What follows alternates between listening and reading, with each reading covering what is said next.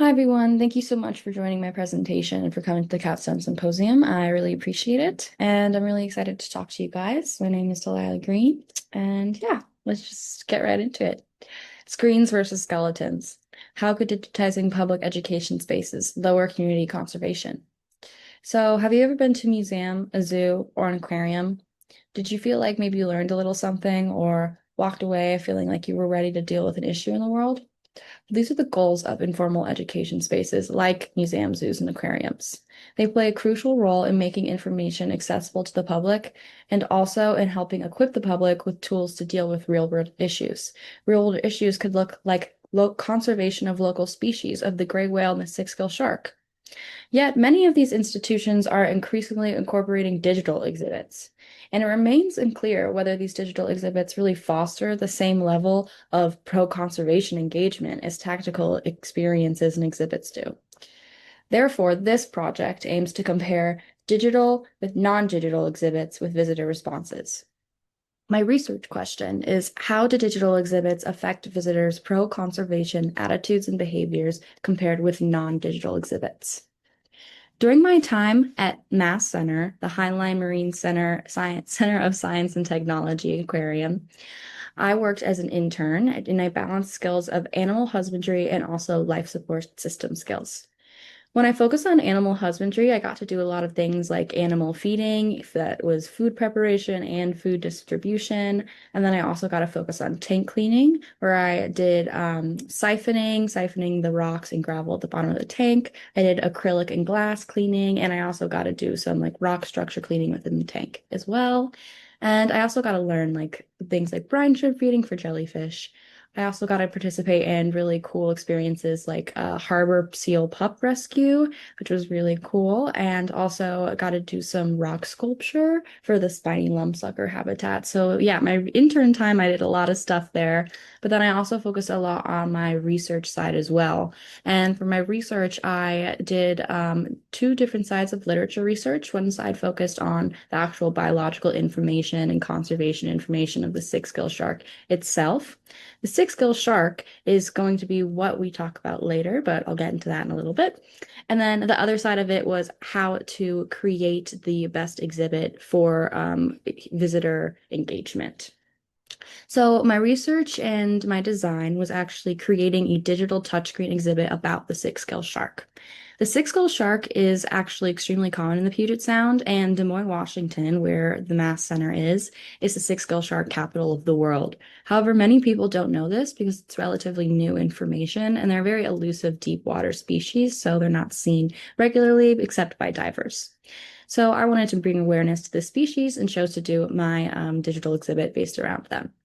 So I designed my digital touchscreen using Microsoft PowerPoint, and I was originally going to do a website, but the facility themselves had some restrictions against online access. They didn't want people using the internet. So we chose to do an interactive PowerPoint instead that had buttons so that people could use the touchscreen still.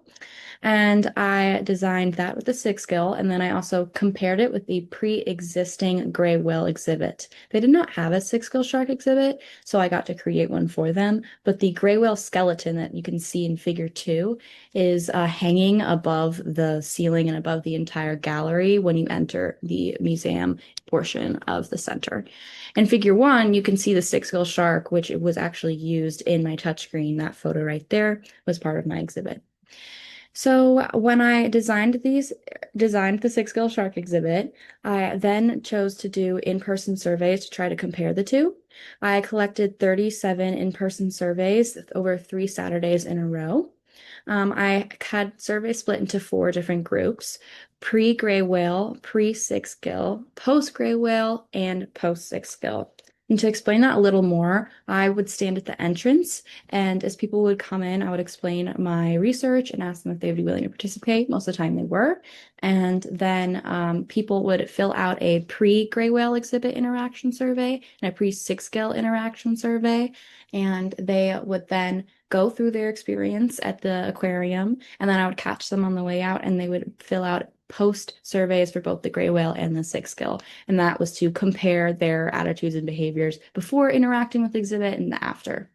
And the surveys themselves were 10 questions. There was three attitude questions, four behavioral questions, and then there was three demographic questions. Out of the seven attitude and behaviors, those were in a Likert scale format, and we did Likert score analysis. And to look at the analysis, you can go down to figure 3, and we can see that the gray whale tactical or non-digital exhibit was more effective at increasing pro-conservational attitudes and behaviors than the six-skilled digital exhibit was. We can see that because the gray whale had an average increase of a Likert score increase of 1.033, and the six-gill shark had an average increase of 0.889. So it was a little less effective than the gray whale on average.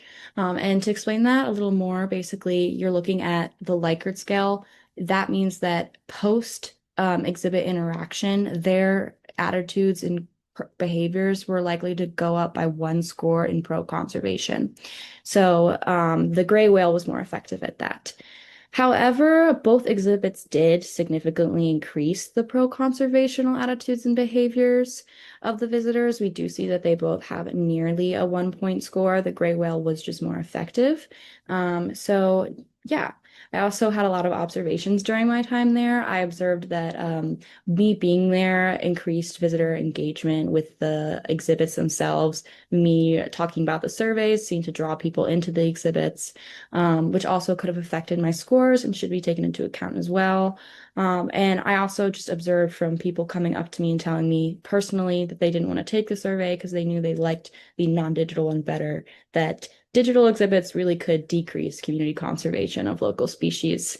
And for some broader implications of this, as AI and other technologies begin to become more integrated in these informal education spaces, and community conservation could begin to decline. And really, more factors or more research on what factors influence this decline of digital exhibits really needs to be conducted. Why digital exhibits are causing this decline, what factors about them is making this happen. So yeah, if we figure that out, then hopefully we can try to stop this decline of species conservation and keep community information going. So yeah, thank you so much. And I just want to do some acknowledgements real fast and acknowledge my friends and family and my faculty advisor, Sarah McFarland, and everyone at the Mass Center team, my site supervisor, Malik Johnson, Lily Gray, Errol Wuhab, and Russ Higley. Thank you so much, and ask me any questions. Thank you. Bye.